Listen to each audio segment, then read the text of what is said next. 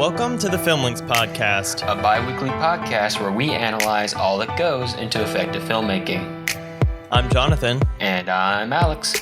And this is episode 90, The American New Wave. Lots of waves in film history. We like to talk about waves. We talk about the waves a lot, but we've never done an episode like focusing on one of the waves. So I think this is a good one because we almost did an episode focusing on the French New Wave back in our France episode of the World Tour, but it wasn't technically like a French New Wave episode. But since we've got a lot of that going on and we've already covered several American New Wave films, most recently I think probably The Long Goodbye, we figured we should talk about the American New Wave because it is one of the biggest movements in the American film industry, and it's basically the movement that set up all of our modern film. We're going to talk about how it kind of gave rise to the blockbuster era, which I think nowadays we have like a combination of blockbuster and American New Wavy auteur kind of films, which is a very interesting kind of place that we're in right now. So we're going to be talking about how we got to where we are in American film. Right. So the Hollywood American New Wave, sometimes referred to as New Hollywood, sometimes referred to as the Hollywood Resistance. If you look up at the Wikipedia article, it's called New Hollywood, which is BS because everyone calls it the American New Wave. I've never met anybody who calls it New Hollywood. Maybe they did at the time, but I feel like that's bias of who got to write the article before someone else did. But anyway, this is a period of time stretching from roughly the mid-'60s, typically marked by the movie Bonnie and Clyde, which we'll be covering today, and going through around 1980, which is really when the blockbuster era itself kicks off. So this kind of bridges the gap in American film history between the collapse of the studio system in several stages, and then the rise of the modern tentpole summer movie oriented film market that we have up until this day. There is one term that I think we should define up front because it's going to come into a play as far as one of those things that was toppling during the studio system, and that's the Hays Code. So I think we've talked about the Hays Code before, but basically throughout like the late 30s through the 50s and early 60s, there was what's called the Hays Code, founded by a guy, Hayes something, I forgot his full name. But basically it was this really strict... William Hayes, okay. Former Postmaster of the United States. Right, and it was this basically list of rules of things you can and cannot show in a film, because Hollywood was very conscientious of presenting a very moral face. So even through all the noir films and stuff that we've talked about, there is this palpable sense of like the films avoiding certain topics of sex and violence and drugs and stuff like that, which could be alluded to in certain ways, but could never be explicitly portrayed or represented in the films. And so that is one of the things that fell apart in the mid-'60s. And so all of a sudden, kind of the reins have been loosed on these filmmakers, and especially these new young filmmakers that were coming up at the time. And so a lot of those things that had been heavily suppressed up to this point in Hollywood suddenly come flooding through all of these movies. Yeah. And it's interesting that you talk about the Hays Code, because the Hays Code, one of the reasons it starts is to help Hollywood avoid some unwanted attention from the government. There were a lot of moral groups like the Catholic League in the 1920s who wanted Hollywood to be like this bastion of American values, and Hollywood wasn't being that. Hollywood was also at the same time becoming very much a vertically integrated trust, which is where somebody owns all stages of the production, distribution, and sale of an item.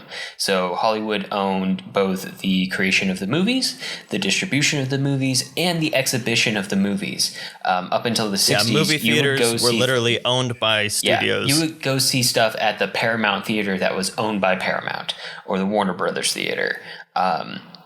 And they would there were lots of, we could get into the nitty gritty of like block booking and all of these practices that was essentially very monopolistic. It was very much a trust, and Hollywood positioning itself as a bastion of moral values, and with other things like the Oscars that made them high art instead of just a commodity being sold to a public hungry for entertainment, kind of helped them avoid having their trust busted. But some things happened in the middle of the 20th century. Among them that were very important, the rise of technology called TV. And this is something that I feel like modern audiences should really connect with, because it's happening again right now with streaming platforms. People have a way to get the same kind of entertainment you can get in a movie theater without going to the movie theater. And it turns out people don't like putting effort into things. So while the 40s were some of the best years of Hollywood ever, made so much money, the 50s were hell. Because soon every American home had a TV, and nobody was going to the theater anymore. Theater attendance was dropping like crazy. And Hollywood turns to things like CinemaScope and Smell-O-Vision and Technicolor to try to bring people in. And it works for a little while, but it doesn't work forever. At the same time, there is an influx of all of the other waves of cinema that come in the fallout from World War II, the French New Wave, Italian neorealism, Japanese artists like Kurosawa and Ozu, who are starting to make a splash in America, which is super important that this art house cinema is coming in at the same time that American audiences, which were traditionally older married couples going out on a date night, starting to skew younger towards this baby boomer generation that's way more educated than previous generations have been. Nearly all of them have been to college, or way more of them than previous generations. And they love the art cinema, and they were not getting the same kind of satisfaction out of these big, colorful, seemingly artistically hollow Hollywood movies that were coming out at the time. And those other countries didn't have the same production codes that America did. So you think of things like Akira Kurosawa's samurai films, which are very gory. Granted, they're in black and white, but still the violence, and the European cinema also had the violence and were skewing towards this different kind of mindset, because they were also reacting against some very kind of stale kind of classical filmmaking that was being made that didn't have any kind of real world application to it. And so, Americans are watching this and they're being like, why don't our films have all these gritty elements that some of the other countries are starting to put into their movies? And so two very important things happen. One is what you're talking about, Jonathan, with the breakdown of the code, which officially ends in 1966. And essentially there were 2 years of more or less anarchy before, during which Bonnie and Clyde comes out. But then in 1968, the current production rating system, the MPAA rating system that we still have to this day, it's what everybody knows about: PG, PG-13, which came along later, R, NC-17, that comes about. So there becomes a way to distribute movies that aren't all PG. Beforehand, almost everything was just PG. It was either approved or it wasn't. And now there was a way for R-rated movies to come out in theaters in a publicly acceptable way. That comes around 1968 after Bonnie and Clyde. The other big thing that happens in the 60s is the dissolution of that vertical integration, that monopoly, that trust that the Hollywood system had. Suddenly Hollywood has to sell off all of its theaters in something called the Paramount case. It's something that you have probably heard of if you have studied any film history, and it might be something you're hearing in the near future, because there are some companies, Netflix, that are starting to essentially develop a vertical integration again, having control over production of content, distribution of content, and exhibition of content, which is technically no under the precedent set under the Paramount case. So I would not be surprised if we hear that term again in the near future. Really, the American New Wave is just a very important thing to be studying at this moment in film history. It's really, really, really relevant. But anyway, the American New Wave busts open this door for all these young edgy, rule-breaking, hip filmmakers and actors. I always think of Warren Beatty as like the face of the American New Wave, and he's in one or two of the movies today. That come in and revolutionize the way that Hollywood looks and feels, and the way their movies look and feel. And to get into what that specifically is, let's talk about the movies that we're going to talk about today. We already mentioned one, Bonnie and Clyde from 1967, which was directed by Arthur Penn. It won Best Supporting Actress and Best Cinematography, and it was nominated for Best Picture, Best Actor, Best Actress, Best Supporting Actor, both Hackman and Michael Pollard, Best Director, Best Screenplay, and Best Costume Design. So not only were these incredibly successful movies, and these were all very, very financially successful movies, but they won the critics over. The critics were ready for it, the country was ready for it, and man, did they watch it just run away with all of Hollywood. But what else are we talking about today, Jonathan? Yeah, so next up is The French Connection from 1971, directed by William Friedkin, who had another hit during the American New Wave, which is The Exorcist. But The French Connection won Best Picture, Best Leading Actor, Best Director, Best Adapted Screenplay, because it is based on a book, which is based on a real-life case, and we'll get into all that. And also Best Editing, while also being nominated for Best Supporting Actor, Best Cinematography, and Best Sound. Hey, Jonathan. Hey, Alex. Quick question. Okay. Have you ever picked your toes in Poughkeepsie? I still don't know what that means, so I hope not. I have no idea either. For a while, I thought it was like some obscure heroin reference, but now I think it was just him trying to make him uncomfortable. Anyway, yeah, just messing with him. We'll get in all that. But the last film we're going to talk about today is The Deer Hunter, from the tail end of the American New Wave from 1978. And this one has, well, we'll talk about it, a much smoother feel than the previous two. As the American New Wave reaches its maturity. It was directed by Michael Cimino? I'm not sure how you pronounce it. I assume it's Italian, so I don't know how they do C's in... That would be Cimino. Cimino? Yeah, okay, that's what I was assuming. But also Americans typically don't do that, so I wouldn't be surprised if it's pronounced Cimino or Camino. I wish I knew. I should have looked that up. I feel terrible. Anyway, sorry, Michael Cimino.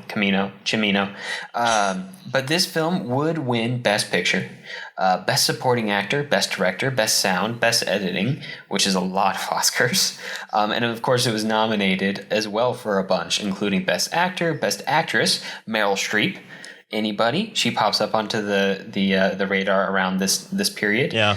Best Actress, Best Writing, Best Cinematography. So lots of accolades. This kind of auteur cinema, heavily influenced by foreign art house cinema, suddenly injects itself into the mainstream, which will go on to influence the rest of Hollywood for decades, even though they find a way to inject the studio system gloss back into it with the modern day blockbuster. But let's save the details for the breakdown section, which we're at right now. And starting with Bonnie and Clyde, Jason, why don't you take us on a heist of that movie? Bonnie and Clyde from 1967. It's the Great Depression. It's Texas. It's Bonnie and Clyde, two of the most famous outlaws to have ever had their stories told on screen. Bonnie is a bored waitress in a small country town. Clyde is a serial con who tries to steal Bonnie's mother's car and is caught in the act. Soon, though, it's Bonnie who gets caught up in Clyde's charm, and the two set out to become partners in both crime and life. Soon, they are joined up by a dim bulb gas station attendant named C.W., as well as Clyde's brother and sister-in-law, Buck and Blanche Barrow. The gang's prospects are looking up as they pull bigger and bigger jobs, charging down a reckless path towards infamy and fortune, but almost certainly not peace. Jonathan, had you seen Bonnie and Clyde before? I had seen none of these movies before. So this was really? I've seen American New Wave films before, but just not these three. So I'd seen Bonnie and Clyde and French Connection. So I'm curious, what was your impression of Bonnie and Clyde? Because I've seen it like 4 times now.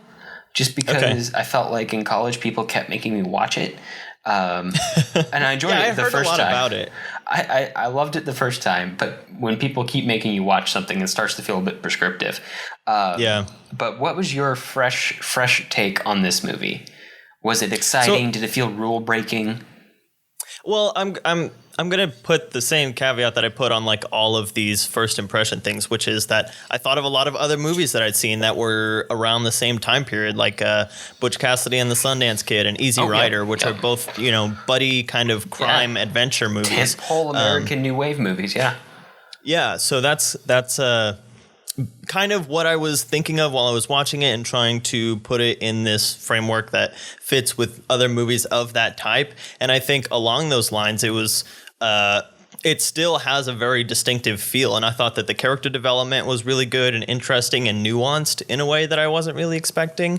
And I thought it was interesting the way that it kind of spends more time almost on the road picture aspect of it than like the bank robbing heist aspect. Yeah, there's not a lot of bank robbing. There's like one or two, maybe but three bank robs. Yeah. So yeah, I mean, in that respect, it very much puts this in a place of a character film, and almost a theme-driven film, but all the themes are, like we talked about a lot, kind of under the surface. So you have to kind of dig them out as you're watching through it. And then again, it had kind of that American New Wave, really depressing, nihilistic ending, which I've come to expect, and which it more or less shows up in all three of these films. Yep, it's one of the big hallmarks of American New Wave cinema is the open ending. Yeah, and I will say in that respect, I liked this one a lot more than Easy Rider. I watched Easy Rider back in college, and that one's not my thing. But this one has a lot of kind of similarities as far as the on the road free spirit kind of thing. And I think maybe the tie to reality, maybe the charisma of the characters or something just makes it a little bit more enjoyable and interesting of a watch for me personally. Yeah. No, this one has a very... a lot of it is a lot of fun. Yeah. Yeah. Like it's never very slow. It's always very upbeat. You're also right. It does feel kind of, they do avoid a lot of large bank robbing scenes. A lot of the scenes feel very contained too. It feels like they kept the scope of the film rather limited, very intentionally to avoid like straining the production value, which always makes a movie look cheap. A movie doesn't look cheap when it has a small budget. It looks cheap when it has a small budget but acts like it has a bigger budget. And Bonnie and Clyde totally uses its production value very, very, very, very, very well. And it makes the characters more interesting because it's resting heavily on that, because if you're focusing on just these four or five people driving around in a car, and you don't have your character development locked down, then that's when your movie starts to drag. Yeah, for sure. But these are very interesting characters, mostly in just like how they're rule breakers, right? It kind of captures that whole spirit of like the 60s and like all the artists of the 60s, the rule breakers, but it gets into why they're rule breakers. And it doesn't like stoop to just worshiping them as heroes. It makes them very clearly complex characters with complex motivations, a lot of which are, if you're wondering, because I Googled it because I was curious in the middle of the movie, made up. So it wasn't like Clyde was actually impotent, or at least we don't know. Like we I assume we don't have that much information about them. But like that was a very intentional decision made on the part of the filmmakers to make these characters very interesting and explore like why they would act this way. Like Clyde is compensating with his behavior essentially, and I think they all are. Bonnie's in one way or another. Yeah. Bonnie's insecure and like a bored, in a desire for attention kind of way. Person who needs attention and needs like some kind of validation in her life. Yeah. They both need validation in their lives, and they go on and they become like wrapped up in their story and the story they tell together. And that's something else I've noticed in the American New Wave. There's a very big emphasis in a lot of the movies on like the stories the characters tell about themselves and shaping their own stories. And both of these characters are wrapped up in that story too. Like the legend of Bonnie and Clyde becomes like a driving, motivating factor for both of these characters over the course of the movie. Mm-hmm. And not necessarily at the beginning. Like, I almost feel like Clyde is showing off to pick up a girl at the... Well, actually, I can't even say that. But he's kind of showing off just to get attention from this girl at the beginning. But then the way that she falls in with him, she starts to egg him on more than he was willing to go himself if he was just on his own. So in a way, they become this self-perpetuating cycle that just kind of drives them farther and farther down this rabbit hole. I feel like either one of them alone would never have gotten to the extent that they end up going together, just because they're feeding off of each other's insecurities in the most damaging way. Oh, for sure. One thing that I wasn't really expecting about this movie is that I expected it to be mostly Bonnie and Clyde, but it's actually Bonnie and Clyde and CW and Butch and what's her face? Blanche. Buck and Blanche. Oh gosh, Blanche. I didn't expect it Blanche to be such... She's a really sympathetic character, but she's also the worst. Do you know what I mean? Yeah. I didn't expect it to be more of an ensemble piece than a two-hander, at least for the big middle chunk of the film. Obviously, we're following Bonnie and Clyde primarily, but the other characters are a big part of that for the majority of the plot of the film. So that was interesting, especially because that puts in more aspects. Buck kind of being the guy who has it all and has more confidence than we see in Clyde. We don't see too much of inside Buck's psyches, but we understand that Buck is kind of someone that Clyde is looking up to and wants to impress in this kind of like distorted masculine way. And then Blanche is us. She is the person who's just kind of fallen into this trap and is freaked out and is like, what are we going to do? And eventually she becomes more comfortable with it, which is scary in itself. She does. That's a really good point. Like in later, like you think she's going to be like this whiny person the entire time, but later, like, especially when they kidnap the Gene Ranger. Wilder. Oh, Wilder. Yeah, he was hilarious. That was such a random... It felt like a cameo. It wasn't, but it felt like a cameo.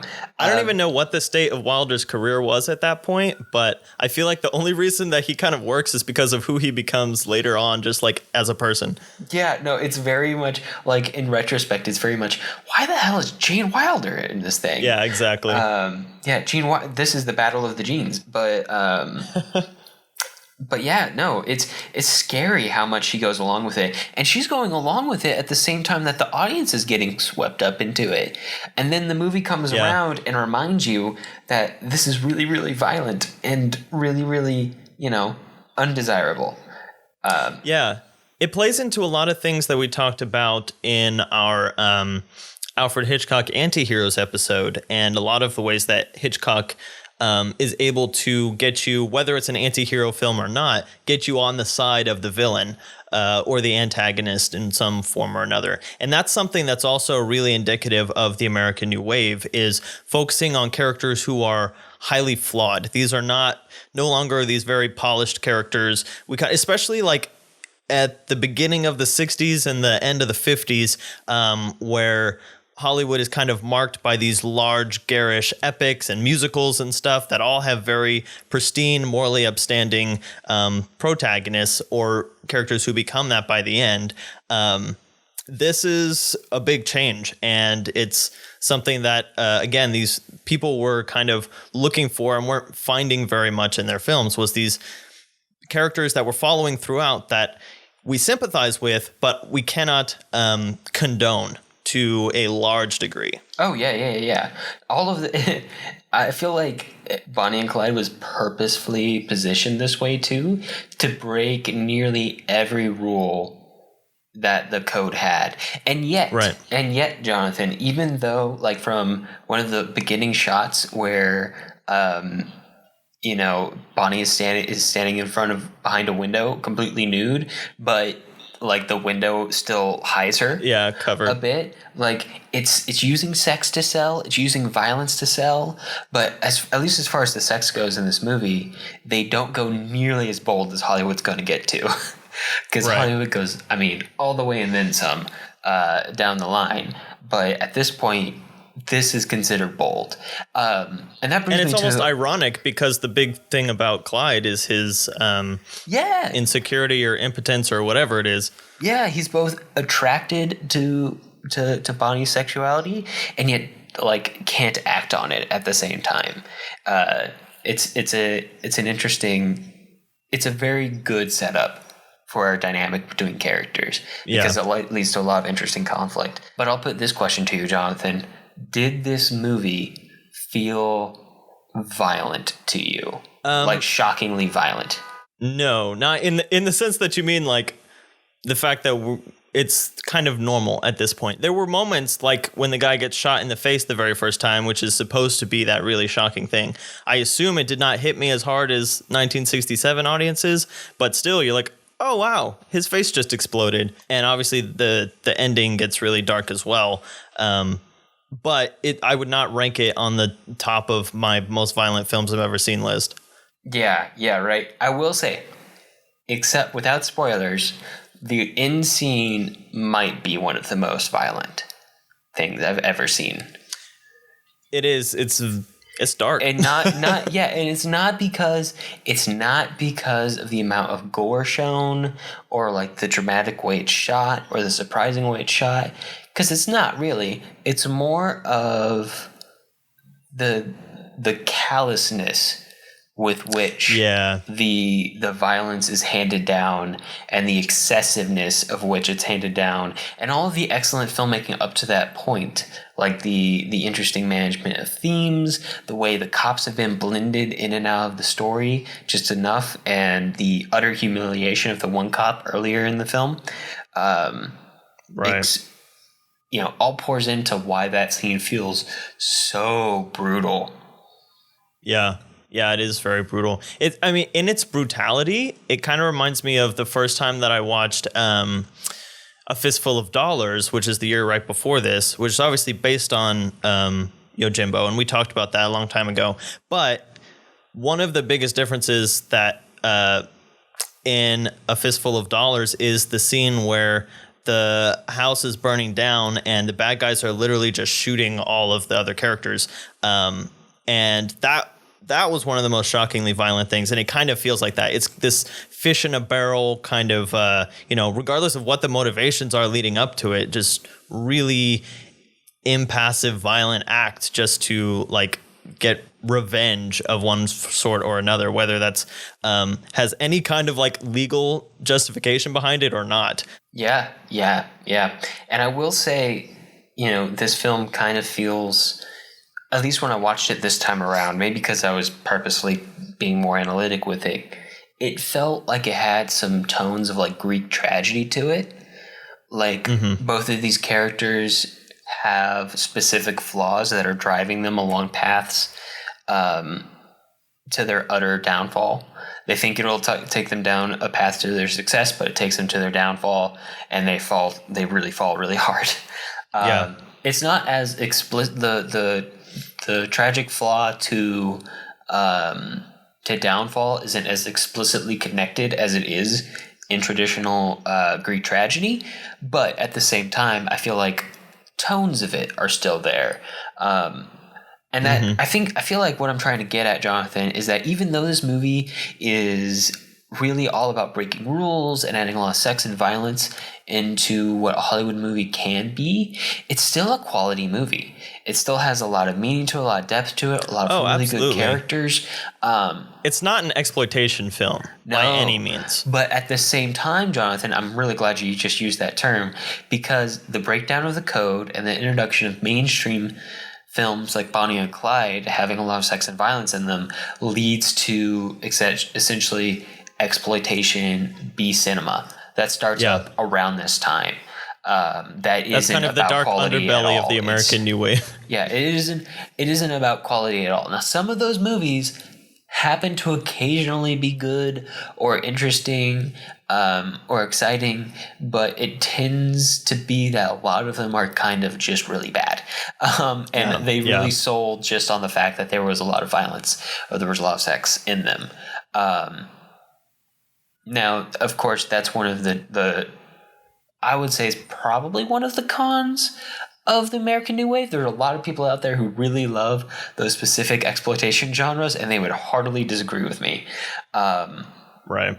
But, they become cult at this point. Yeah. And it becomes part of this balancing act in American mainstream movies between that's kind of always been there, but more explicitly becomes between the things that sell a movie to the public in a trailer and the things that make a movie high quality. And the balance between those that's already kind of existed before this, but really exists after this to a much higher degree. Yeah. All right, so with that, let's move on to The French Connection from 1971. The French Connection from 1971. Jimmy Popeye Doyle and Buddy Cloudy Russo are two of the roughest narcotics detectives in New York, whose methods break rules about as often as they break cases. Popeye learns from an informant of a massive shipment of heroin being smuggled into the country and start tracing it through their leads in the New York Mafia. A syndicate of French drug smugglers led by Alain Charnier are planning on bringing that giant shipment of heroin into the country with the help of French TV personality Henry Devereaux. When the French arrive in New York, they are already being tailed by Popeye, beginning an intense and ever more reckless and dangerous game of cat and mouse. As events escalate into violence and death, the thin line separating Popeye from the criminals he catches begins to blur and threatens to break. So this is you were telling me, Jonathan, this is based on true events? Yeah, so this is actually there was a novel of it that apparently William Friedkin never actually finished. But this is a true drug bust that happened. And the other thing is that the two cops who are played by Gene Hackman and Roy Scheider are actually in the film as some of the other kind of higher-ups in the police department. The main guy that Gene Hackman plays actually became an actor after this, but he was part of one of the biggest drug busts in New York history, and that got turned into this movie. So it was really interesting because after the movie ended and they started doing all this happened to this person, this happened to this person, I was like, whoa, this happened? Yeah, no, and I feel like that kind of changes my take on the ending of this film specifically. Although we'll save that for a little bit. I don't know if you read the William Friedkin chapter in the American Film Institute Convo's book, but he talks about that, so we can get into that later. Yeah. Because I almost felt the ending of this film essentially spells out what happens. I was expecting it to end more ambiguously than it did. Okay, that's interesting because he feels that it was quite ambiguous, and a lot of people did, I think. But we'll talk about that later. So I think that first of all, my question for you, Alex, is would you put this in the neo-noir category? Since we just talked about that recently on the podcast, I was kind of wrestling with this the whole time I was watching it. I don't know, because a lot of this movie is about action.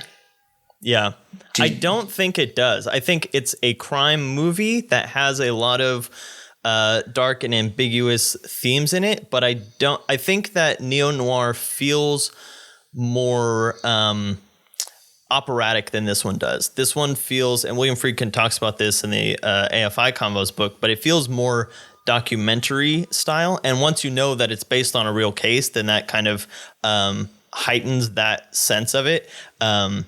And so in that case, it feels like we're dealing with some really overarching themes, but not a lot of specific thematic plot driven stuff. It's very much like a plot with interesting characters rather than a plot built to break down these character themes and stuff like that. Does that make any sense? Yeah, it doesn't have. Yeah, it does not have one of the things that makes a film noir is the intricacy and interest of the plot. Yeah, right? the Like, it interconnectedness of the specifically plot has to and the be, like- themes. yeah, it has to be like, I mean, it just has to be like this very tangled web that pulls the characters forward, and that's just not the case in The French Connection. You get the sense that there's a mystery here, but it's never... It's more just beat by beat, this Yeah. is how you solve a case kind of thing. Yeah. It's very, very, it's almost approaching like a depiction of police work, but definitely much more the American New Wave version of it, which is, probably much more entertaining. It's interesting. Friedkin actually says that as he would tour with the film, a lot of police officers would come up and say, this is the most accurate depiction of a police procedure that I've ever seen on film. So, I mean, he did a lot of, I guess you could call it like method directing, where they would spend time with cops. He would be like on stakeouts with people. He would see how the actual New York cops operated and stuff like that, and then just pull elements of that into the story. Yeah, no, that's a great way to get this to feel more realistic. And I wouldn't even I would specifically say that this movie isn't realistic. I would specifically say that this movie feels gritty. Yeah. Do you know what I mean? I feel like this is like the invention of like gritty cinema right here. Because even like Bonnie and Clyde didn't feel gritty. This feels gritty. There's a lot of that handheld work and a lot of improvisation that goes into it that helps add to that. It feels raw. Yeah, it does. It feels like it almost feels like somebody's just running around with a camera following these people. That's funny because that's, again, I'm just going to keep pulling from this chapter because it was really interesting. But Friedkin says that he had spent a lot of time, like at the beginning of his career, doing documentaries and stuff. That's kind of how he learned, and he wanted to incorporate that into this. And he wasn't getting the rawness in the shooting that he wanted. So eventually what he started doing was he would block the scene with the actors and not tell the camera department. And also they used a lot of like natural light and just kind of bouncing light in their actual locations. So there wasn't a big crew that they had to avoid. And so he would just stick the camera in a room with the actors and let him find the shot on the fly, and maybe have two cameras and stuff. So a lot of the framing is very improvised, along with some of the acting and stuff like that. So that helps, just kind of like we're trying to find the scene as the film is trying to find itself. Yeah, it's a very good way to get the audience injected in and involved with the film itself. I have a question, Jonathan, because I've heard stories about this, and I'm curious if the William Friedkin chapter confirms it. The car chase. He does mention it. He says that basically he kept putting down the stunt driver and saying, like, you can't do this. You're too chicken. You're not going to be able to pull it off. And so the guy at some point just kind of broke and was like, all right, I will do this chase scene only if you're in the car with me. So basically he got in the car. They put a camera on the bumper, and William Friedkin is in the back shooting over the shoulder, and basically, he goes 90 miles an hour down the streets, almost running into stuff. And so they get basically all the POV stuff on this one high-speed run. And he says that there was a little bit of a precedent for this in like Bullet and stuff like that, the Steve McQueen movie that came out a couple years prior. And so one of the things he didn't want to do was copy Bullet with just a car-on-car chase, which is why he puts in the train. The train element. Yeah, racing a subway is actually really like a really interesting, unique idea and a good use of an elevated train. Yeah, he said he looked it up, and the train's max speed is about 50 miles an hour. So technically it actually works. Yeah. But yeah, so watching it, because you had mentioned that ahead of time, so watching it, I think that probably a lot of those POV shots are really raw and improv and dangerous, but then you can tell there's a lot of shots that come outside of the car to get, like, cars running into them and stuff like that, which actually happened, but they would have to plan those, I assume, in order to make them match. Would hope that you plan those. As opposed to doing two unplanned car drives down the street. Oof. I mean, the idea of doing a 90 mile per hour unplanned, possibly unpermitted stunt run down a street in New York with New York traffic with a very expensive camera strapped to the front of your car is terrifying. But wow, it's all a the cool chase reaction scene. shots with Gene Hackman were like studio filmed, so that was all just kind of like to match the footage that they had already gotten at that point. But even then, I feel like this is one of those chase scenes that probably because of the unique way it's shot, which again feels gritty. It doesn't feel set up in the way that like a traditional Hollywood movie, especially up to this point, feels. It feels gritty and raw and like it's just happening on the spur of the moment. I think it really holds up. Like it's a really cool chase scene. That whole chase scene is really cool. All of the following that one scenes shot is really of the cool. car under the train just kind of sells the whole thing.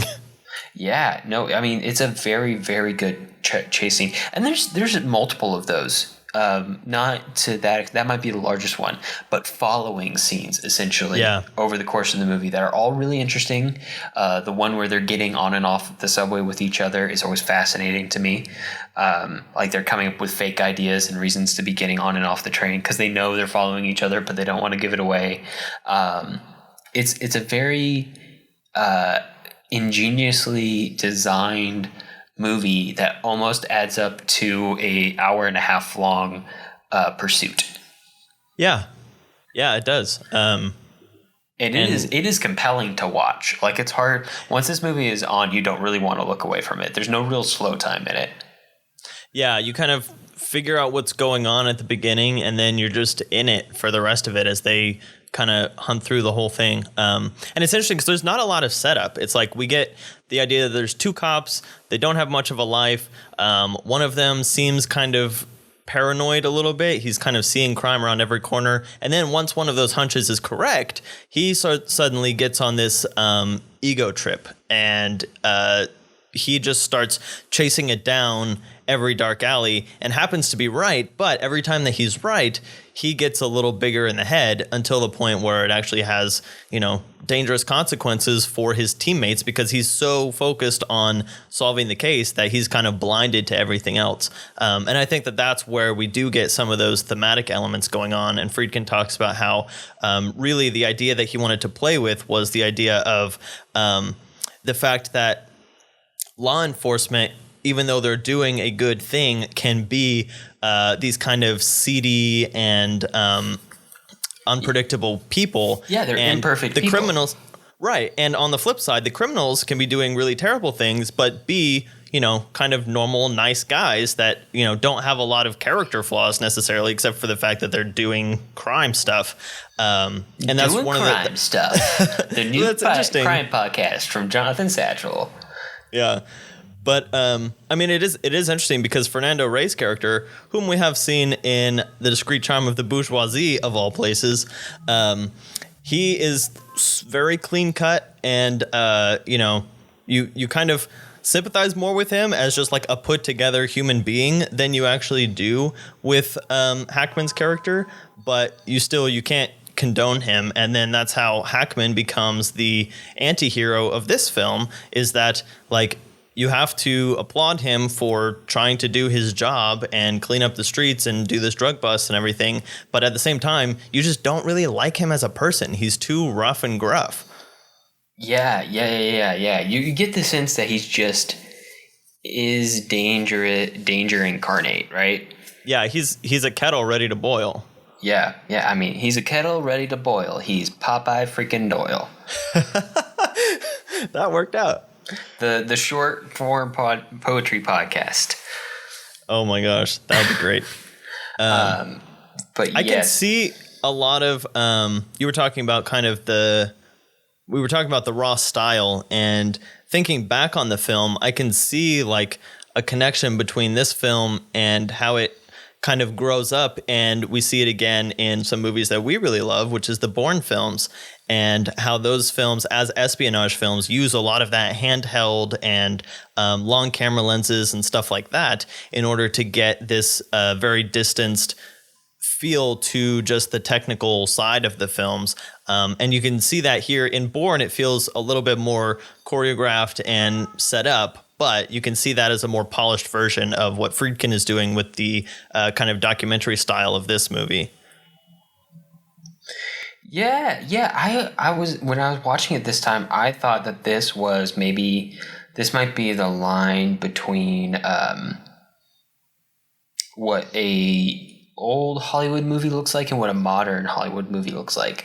Like, I watched this one and I was like, this feels like a modern movie. This Bonnie and Clyde didn't have that same feel. Bonnie and Clyde still feels kind of old, you know? Yeah. Like, it still feels a touch dated, and not in a bad way. It just definitely feels like it comes from a different time. This movie, I think you could show The French Connection in theaters today and people would be like, oh, it's like an art house movie that somebody made about the 70s, right? Like, it feels like the cinematography and the grit feels very modern.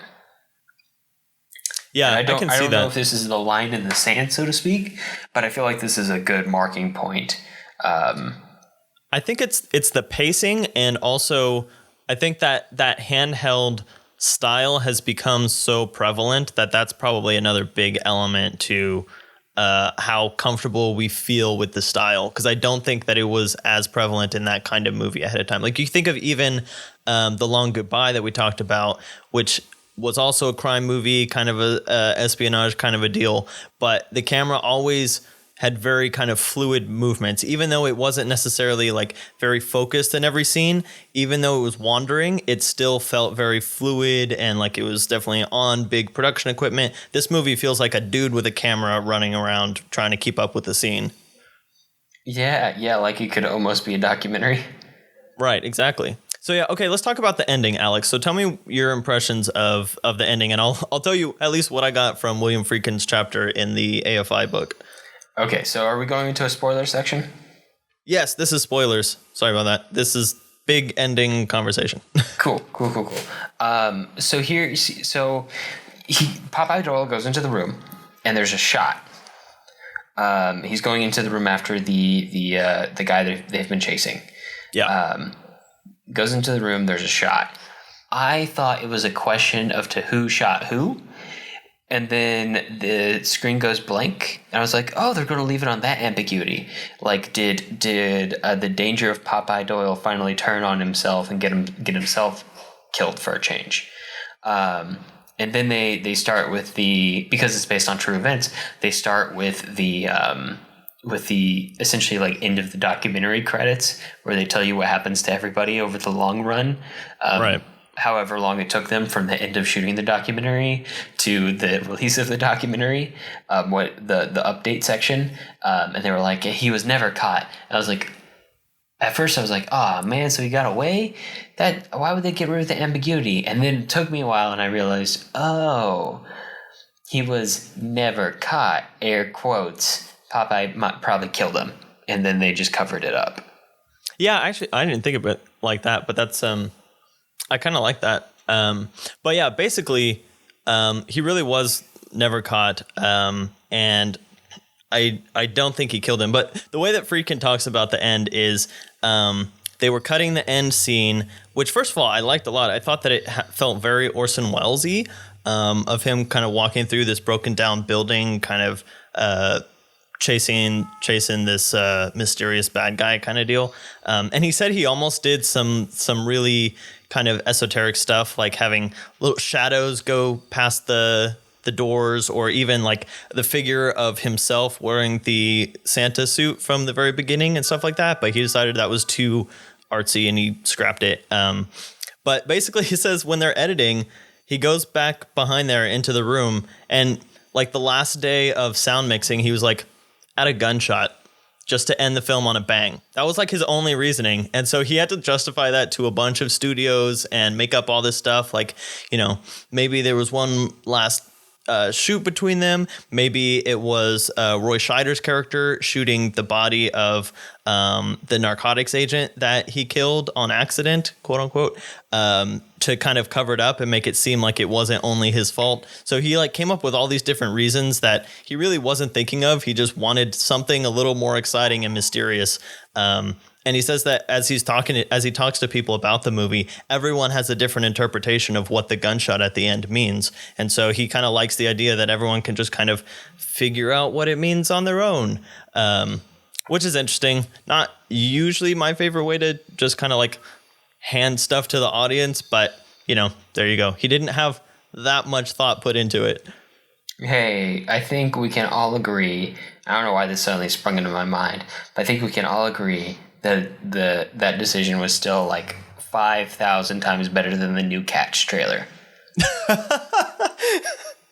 Agreed. Anyway, on to our last film of the show, or this episode of it at least, The Deer Hunter from 1978. Jason, go ahead and hunt that deer. The Deer Hunter from 1978. Clairton, Pennsylvania in 1967 is home to scenic natural beauty, a thriving steel mill, and a significant Russian-American population. 3 young men from the town are about to head out and join the army in Vietnam, but not before one of them, Steve, gets married. Meanwhile, the other 2 friends, Mike and Nick, are in love with the same girl, Linda. Nick is actually dating her, while Mike has swallowed his feelings silently. Before they depart, the friends all go for one last deer hunt, which is Mike's favorite way to spend time. Things do not go well in Vietnam, and all 3 friends are captured by the North Vietnamese army and forced to play Russian roulette against each other for the guards' amusement. Mike concocts an escape plan that gets all 3 out alive, but not without severe injuries, both mental and physical. Back in Clairton after the war, Mike is the first to arrive home and soon has the mantle of leadership placed upon him once again as he is tasked with tracking down Nick and Steven and keeping his promise of bringing them home. All right, Alex, this is the last one. As you mentioned a little bit before, a little more polished, definitely the biggest in scale and production. At this point, the American New Wave has taken off. It has proved profitable. So, big name directors are able to get a lot of funding to make films that have a lot of really dark and really deep stuff in them. So we see stuff like the movie that I kept associating with this one was Apocalypse Now, as far as like a huge war film that just kind of shows the utter inhumanity of war and what it does to people and people's minds that have been through it. So that's where we've got with The Deer Hunter. And it's long too. It's a long movie. It's 3 hours. It is 3 hours and 3 minutes. And when you just kind of take the plot, that might have been a big reason why it took me 3 years to watch this movie. Yeah, that's true. But when you just look at like the plot beats, you like if you just kind of laid out the plot for me, I'd be like, there's no way you could turn that into 3 hours. It's like a wedding. They go to war. They get captured. They come back, and then all the stuff at the end. But yeah, there's honestly a lot of, the wedding part takes like an hour. It does. Yeah. It's almost to the T an hour of wedding, and like which felt very Godfather, to be completely honest. An hour of wedding, and then like a brief bit of deer hunting, then an hour of Vietnam, and then an hour of being back home. Yeah, which is almost like your acts in a normal movie, but that's not really how I would probably break up the acts. No, I felt like a lot of this movie, like for one, it was a very interesting character study and interesting to examine the way these 3 people went through a similar-ish experience and came out the other end very different. But also, I think it's mostly about like how your perspective on the world changes after such a dramatic, traumatizing experience. And I think for that to work, like it had to be atmosphere based. Like we had to feel what it was like to be inside these guys' heads in their hometown. Then we had to see and experience the trauma. And then we had to see and experience their hometown again, but it had to feel different. The town felt it looked the same way it did to those people, but it felt different. And we needed time to feel that. It's not something you can show. It's not a plot-heavy movie. It's very much a feeling, atmospheric-based movie in that sense. And that's, I think, I've been trying for a while to figure out why it's called The Deer Hunter. Right, obviously, like why is that aspect of him? Obviously, Robert De Niro's character's a big hunter. At the start of the movie, he likes hunting deer. It's like his only time. He says it's like the only time he really enjoys. But he's very good at it at the start of the movie. Goes off to war, comes back, and he goes to hunt a deer and he can't shoot it. And at that moment it clicked. It was like, oh, his perspective has changed. He's a deeply different person after this experience. And it's a little, I mean, it is an anti-war movie in the sense that it depicts it as, very negative experience, very violent experience. It doesn't feel like a necessary experience in this movie. But it doesn't feel like that's the focus of it. It feels like it's not a preachy movie. Yeah. It feels like the focus of the theme of the movie is the character and the big fundamental shift that happens to him over the course of the movie. And the shifts that happen in all three of the main characters, although I feel like it's more of a two-hander than a three-hander. Yeah, really. But and how they experience it differently and handle it differently. And because they experience and handle it differently, they focus more on the massive effect that something dramatic has rather than prescribing a certain cause and effect, like experiencing this causes this.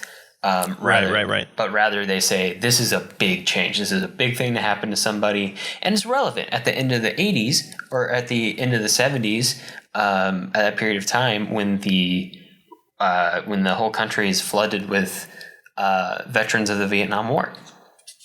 Yeah. And I felt like each of the guys that comes back almost embodied a different response that people have to war. Like they were each, covering the gamut of ways that people react to war in a sense, in maybe a scaled down way. But obviously 3 people isn't going to be enough. Right. Everybody reacts to it uniquely, but they are 3 very different ways that shows a range. Yeah. And I thought it was interesting that because we did almost the whole episode almost covering Robert De Niro in Martin Scorsese films, and then we watched The Godfather, which also is Robert De Niro, who is you're talking about faces of American New Wave. I think that Robert De Niro is definitely up there also. And in this movie, though, it's interesting because we've seen him in like Taxi Driver, where he just goes off the rails into madness and stuff. And in this one, he's kind of the opposite. He's the one who almost holds the reins of sanity for all of the other characters. And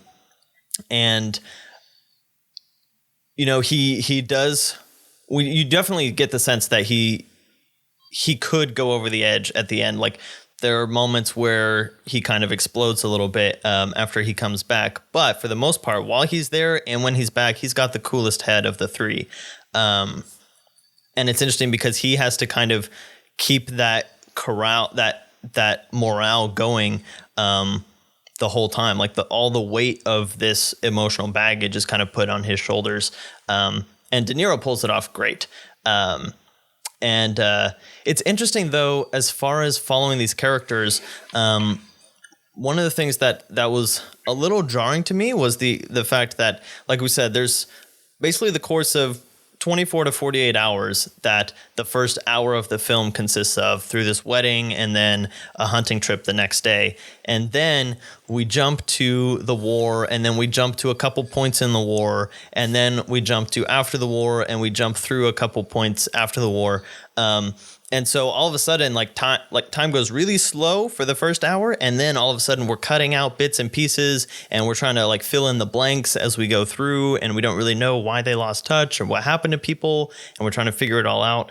Did that feel kind of just jarring and hard to keep up with to you? A little bit. It felt like a little experimental. Yeah, a little bit. Yeah, and I think not in a flashy way, but just in a. Hey, what if we cut it this way? Does it give the right feel? Right. And maybe a little bit of disorientation was intended. Mm-hmm. But I don't think it loses anything for that, especially within the scope of a 3-hour movie. Yeah. You have to compress a lot of time. It gets it done. It was just a matter of me being like, okay, so now when are we, and what happened to everybody? He was just with this guy. Did he not keep up with him? What happened?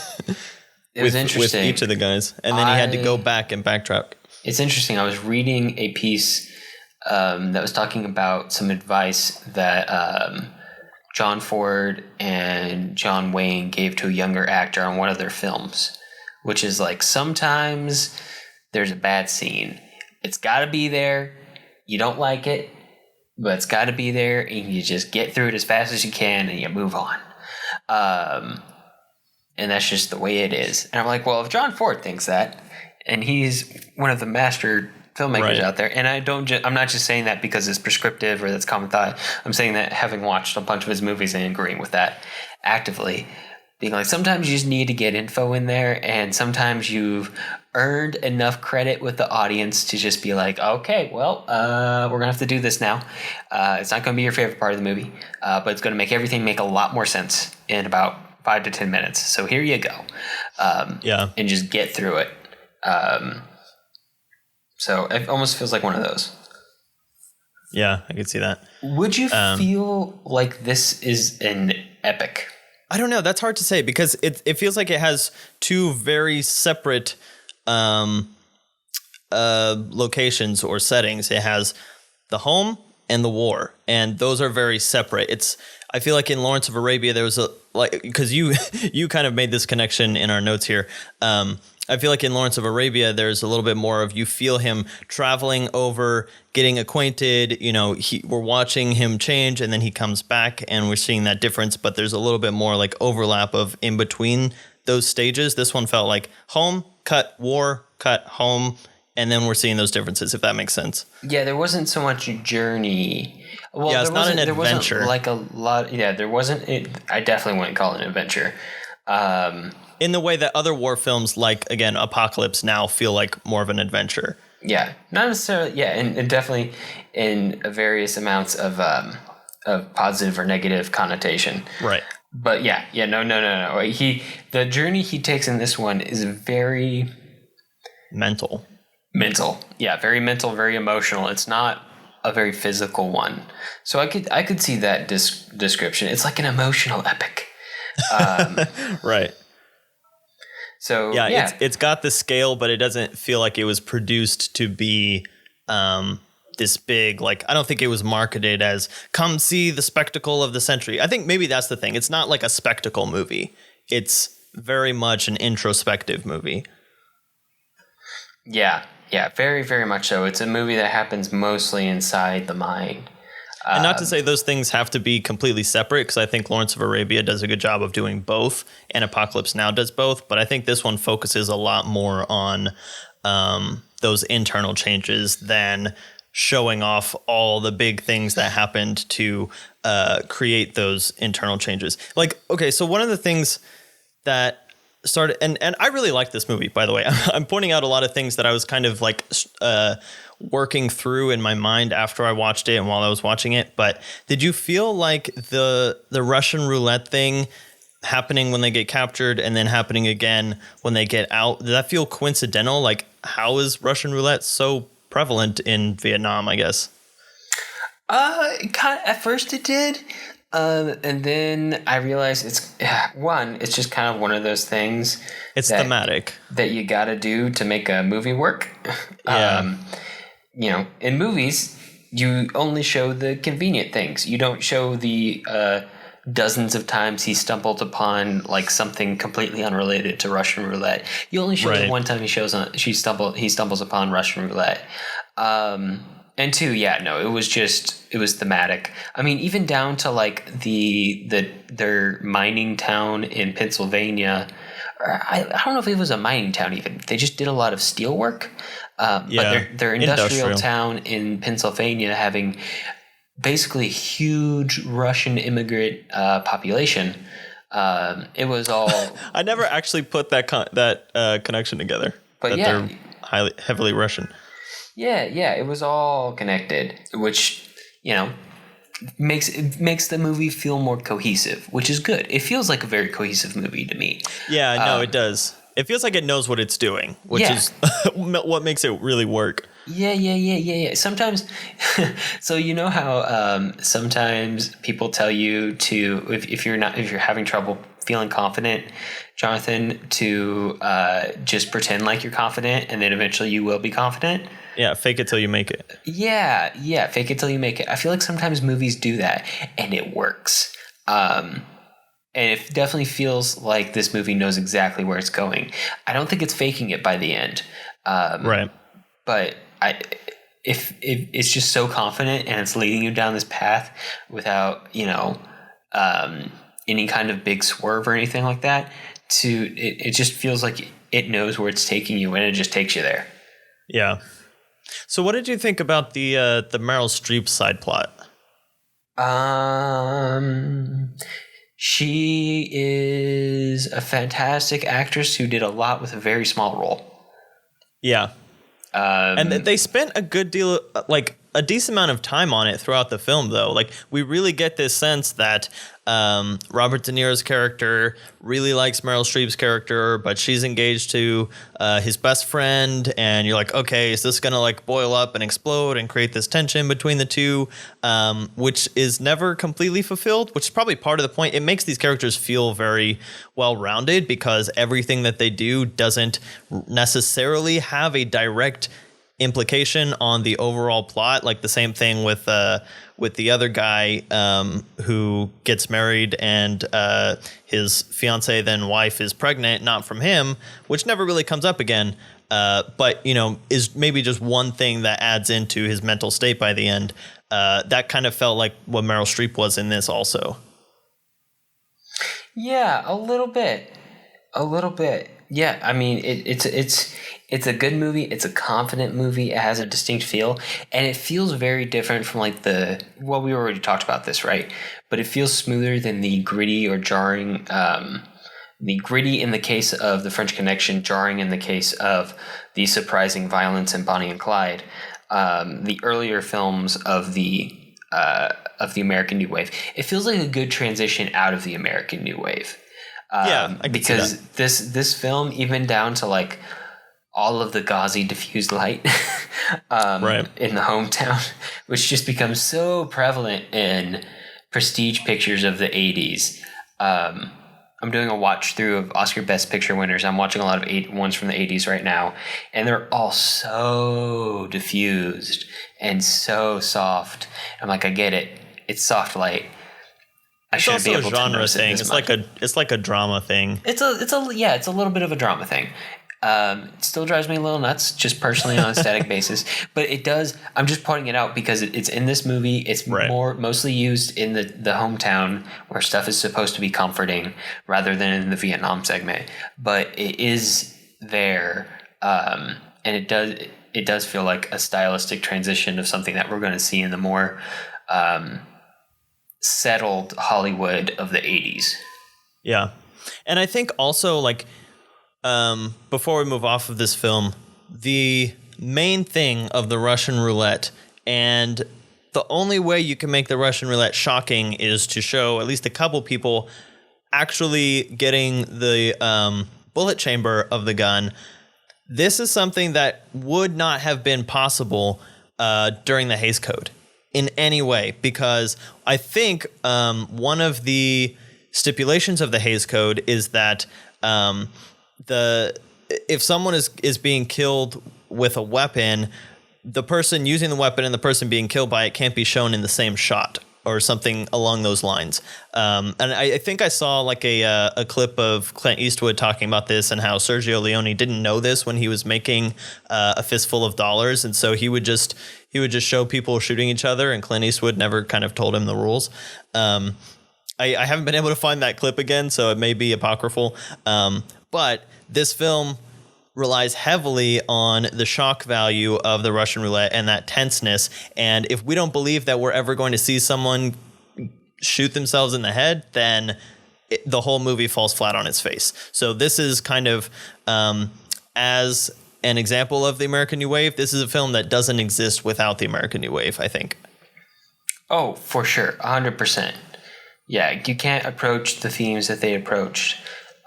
Even the brief love affair that love encounter, I should say, that Robert De Niro and Meryl Streep have, it's all very, very different.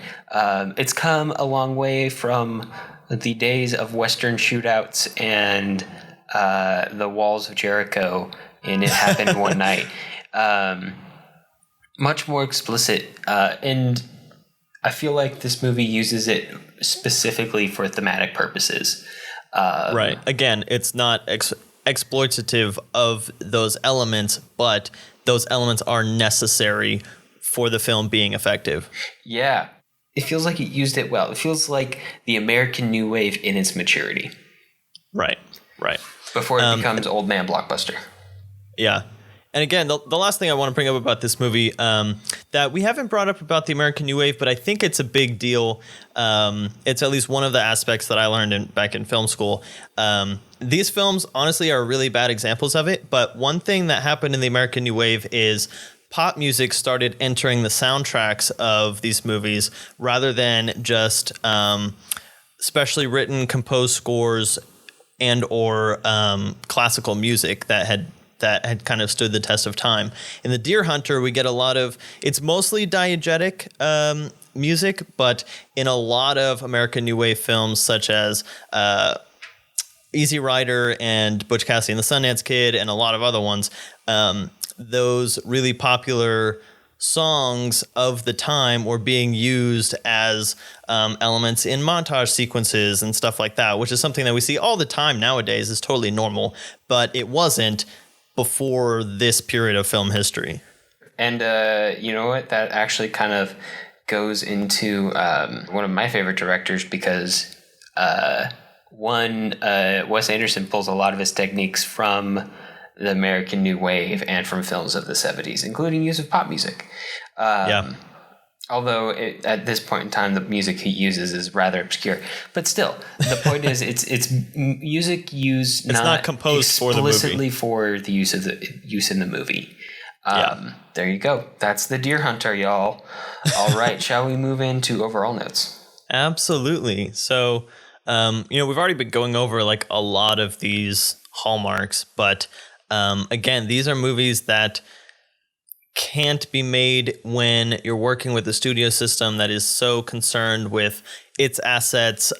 Even like actors were tied to studios before this time. And now at this point, also the other thing is, again, talking about how the European waves were happening around the same time. And again, the French New Wave bringing about this idea of auteur cinema. Now Americans are making films kind of with that in mind. Like we've talked about filmmakers before who the French basically saw as auteurs who probably didn't think about themselves that way. Now American filmmakers are starting to think of themselves as auteurs and putting a heavy directorial vision. So that's how we see directors starting to kind of glom onto actors like we saw with Martin Scorsese and Robert De Niro and stuff like that. And so as opposed to studios kind of dictating everything, now a little bit more directors are able to bring their vision. And as the studios and stuff are seeing how thoughtful the directors are being about their films, the reins are being loosened forcibly by law, but also the directors are taking that and running with it in a really good way as far as creating films that have a lot of meat on their bones, at least on the top end of the American New Wave. Again, there was kind of that underbelly of the exploitation film, but at the highest levels, I think that the directors kind of stood up and started creating really meaningful art with this freedom that they had. Yeah. And a big part that goes into the way these movies feel different is the way they were made changed in huge ways, along with all of the changes in the studio system itself, with them selling off their theatrical chains, and them not being allowed to do block booking anymore or have stars under long-term contracts anymore, which was a huge deal, is the rise of independent producers. So projects used to come up through the studio system and be guided through essentially an assembly chain from department to department within a studio. Now it's pretty much an independent producer with his own independent production company, And this is the model that came up in the 60s and 70s and is still around to this day for a large part, unless you're part of one of these big series like Marvel. Which is why you see stuff nowadays like Syncope and Scott Free Productions and Jerry Bruckheimer and stuff like this that are almost like recognizable names that are almost tied to almost single directors or producers and stuff like that, like Jerry Bruckheimer or Christopher Nolan with Syncope and stuff like that. So yeah, essentially an independent producer would in tandem, sometimes the producers, the director, sometimes a lot of times the producer becomes the star at this point because the stars take over Hollywood in a big way. It stars and agents because they are no longer under long-term contracts to the studios, which were in a lot of way abusive. But now the stars are kind of the end-all be-all. So they oftentimes produce the movies, and because the production of the movies, the producers, the executive producers suddenly become, the agents, the directors, the actors, a lot of the control over the movie, it moves out of the hands of the studio. The studio still has say because a lot of the times the studio is providing the facilities, the equipment, the money to make a project, the promotion for a project, the marketing for a project. But they take the restructuring of Hollywood essentially leads to studio heads taking a backseat as creative advisors in the movie making process. It's not always the case, but it becomes more commonly the case. So these auteurs have not only like the motivation to do it, but the ability to kind of run rampant over a weekend Hollywood studio system that is essentially destroyed. The studios are still around, but the studio systems at this point, so they can just get away and do anything, which means they can do crazy technical stuff. And crazy rule-breaking stuff, like throwing out a lot of blood and sex and violence. Doing a lot of heavily stylistic things, like weird cuts, split screens, making their stories grittier, giving their stories weird structures. Stories with open endings were completely non grata in the studio system. That wasn't really allowed. You had to have an ending. Everything was very much produced and sold more or less as a storybook, beginning, middle, even end. the noir films had a ending. Everything had to be very much a project or a product, I should say. You are making this, and these have this, and this feature. You have limited areas of artistic control in which to exercise your artistic ability. Although even then, the studios didn't really see directors and artists as people, directors and actors as artists so much as technicians there to make the best product they could.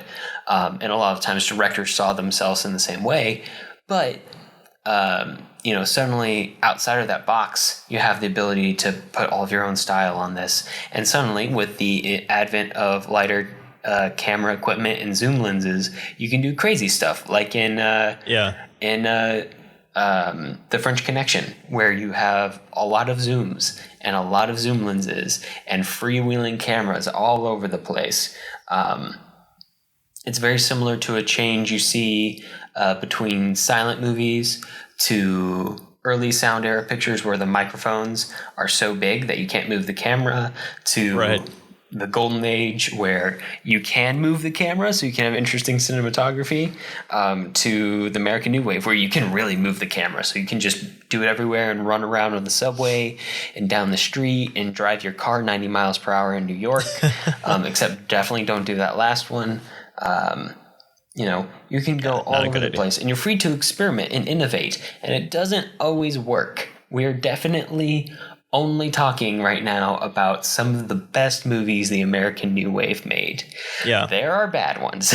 There are plenty of bad ones, but we talk about the good ones. And, all of the movies try to experiment, and we try to focus on the good ones, and we're getting new kinds of movies at this point, which is very interesting in the history of cinema. Yeah, and the fact that there were so many that were good and were both commercially and critically successful is what, like we mentioned at the beginning, is what means that film and Hollywood survives the rise of television in the 60s. And as those films get bigger and bigger and they start to become more recognized, and then those filmmakers get bigger budgets, that's what leads into the Hollywood blockbuster era, which I think is pretty safe to say starts with Star Wars. Would you agree with that? In 77? I would argue that it starts with Jaws. Jaws comes out in 75 before Star Wars. And I think the big deal does with it? Okay. The big deal with Jaws, Jonathan, is that it is the first well, let me put it to you this way. Have you ever seen a trailer for an old movie? Yes. Like from the 40s or 50s? They're painful. They're really bad, right? They're really bad. And that's because the way movies came out before Jaws was very different than how they came out after Jaws. So Jaws is like the first... by the way, movies didn't used to come out all over the place at the same time. And they still kind of do this to this day. They might have limited opening weekends, especially if it's an indie movie, and then wider release as time goes on. But if it's a big movie like Avengers, it comes out everywhere at the same time. Yeah. And that becomes the norm with Jaws. Also, it's a summer movie. And it becomes a summer blockbuster movie, which is when blockbusters tend to come out through mid-spring through early fall, so mostly in the summer. And it's the first one with a national ad campaign going along with it. And it's the first one to really play around with the idea of merchandising as well. So that kind of grows and becomes essentially a hallmark of blockbusters. And it's what kind of... It's what Star Wars is based on, really. Yeah, I mean, it really is. Like, Lucas got the rights for merchandising for Star Wars, and everyone thought he was an idiot for doing that. But I would almost say he made that movie to sell toys. Because it worked. It worked really well. Yeah. And that's probably where most of his fortune came from. But that's probably the line. But yeah, it's not forget like so much that, as a line as like a loose frontier, really, between the two eras. But it definitely is, because movies like The Deer Hunter can't be. They would be decidedly Oscar bait these days. They are not summer blockbuster movies. They are not movies that you can sell Happy Meal toys for. They are not. Yeah, that's a winter release for sure. Yeah, that's a winter. That's a late fall winter release, right, just in time to be released within the year, but late enough so that it's still in everybody's mind for award season. So the studios don't have to spend quite as much on the ad campaign for Oscars, because movies. Awards are campaigned for, if you didn't know that. Not to shatter that glass for you, but it's true. Also, to shatter another glass for you guys, there are a lot of terrible Best Picture winners. I'm just throwing that out there because I've been watching all of the ones I haven't watched before this week, and there's some of them in there that are really good. I'm really glad I watched that.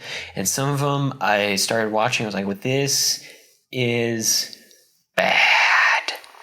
I think I've said this before, but I think that the Oscars should be held like 5 to 10 years after the movie is released, because that's when you actually know what movies people are still thinking about. Really, not like a couple months after and it's still getting buzz in the headlines and all that. But yeah, I always forget that Jaws came out before Star Wars, because I know after Lucas got famous with Star Wars, he had to throw his weight around to get Spielberg Raiders after Spielberg flopped 1941. 41. I almost said 42, but... But we'll have to do a blockbuster episode at some point, because there's a lot of... we got to talk about all the film school brats, which we've already talked about several, but we'll have to do a focus. And I don't think Tarantino actually falls in this category, but no, next Tarantino time, is too young. He's like right after that big blockbuster push. Tarantino is closer to like... Tarantino is part of a wave. So what defines film brats as a group really is that they had the chance to formally study film in school. Yeah. What would define Tarantino's generation of filmmakers is the fact that they had the chance to is that they had home media. Like VHS tapes, right, and eventually Blockbuster and DVDs to study film. What's going to define our generation, Jonathan, and again, I'm not saying that we're going to be successful filmmakers. We're going to try. We're going to give it our best, more than our best. We're really trying. We're going to make it happen. But I don't want to be braggadocious about it. But what's going to define us is the ability to have literally everything at our fingertips at any time. And obviously we take advantage of it for this podcast. And if any of you schmucks follow me on Letterboxd, I take advantage of it. I'm trying to watch 840 movies. 840 movies this year. Golly. We're trying to feed that cycle too by providing this information to all of you guys. Really, yeah. There's a not home to say that we know culture of everything, studying movies. It is no longer elite. It is common. It's not reserved for film school anymore. Yeah, and that's a big deal. But all that is to say, next time we're going to be talking about the director Quentin Tarantino with our good friend Hayden Schaff, who's been on the show several times, and we've seen one Tarantino film before on the podcast. That was Django Unchained. But which ones are we talking about next time, Alex? We're going to be talking about 1992's Reservoir Dogs, which is not his first... I think it's his first feature. It's the one that put him on the map. Yeah. And then we're going to be talking about Inglourious Bastards from 2009, the one he swears he'll be remembered by. And then finally, his most recent release that isn't coming out next Thursday. This year, yeah. The Hateful Eight from 2015. Although I just found out one of our friends and frequent guest on the podcast, Ben, got me tickets to see an early screening on my birthday this weekend. Very cool. And I'm very excited. It's at the ArcLight in Hollywood, so I'm kind of hoping that's Tarantino... Once Upon a Time in Hollywood that you're talking about, right? Yeah. I'm kind of hoping that Tarantino might be there. Probably not going to happen, but that would be really cool. That would make it easily the best birthday I've ever had. But we will see what happens, and we will, of course, really enjoy talking about all of these movies with one Hayden Schaff next time on the podcast. Yeah, and we should point out that The Hateful Eight is available on Netflix in both the theatrical version and an extended version, which I think is exclusive to Netflix. I haven't heard too much about it. It is in 4 parts that are each 50 some odd minutes long. Tarantino. I don't know what the deal with that is, but we will have to look it up and we will tell you guys next time. What's the deal with that? All right. And what are we talking about on the bonus podcast, Jonathan? Yeah, so the most recent bonus podcast, we discussed Toy Story 4, the most recent Pixar release, and our latest Patreon commentary track is still Lord of the Rings. We should have a new one coming out soon. Not sure what it will be, but stay tuned. If you guys would like to support us, we do have a Patreon and a Ko-fi account, and we've talked about all the details. You can find all the details on our blog if you would like to do that. There's our plugs. All right. Well, that's about all the time we have for this episode.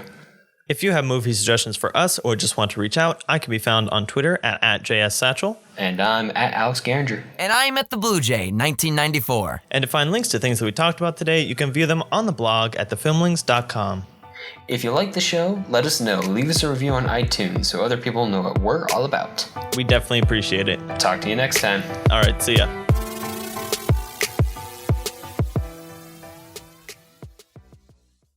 Not to drag cats into this, but to drag cats into this. It was bad. Oh, gosh. Have you seen it, Jonathan? I watched it, yep. Okay, cool. So you had the same nightmare. Oh, I've seen Cats before, when I was a child. Whatever TV broadcast version of Cats is out there. Ooh, it's something. It's something, all right.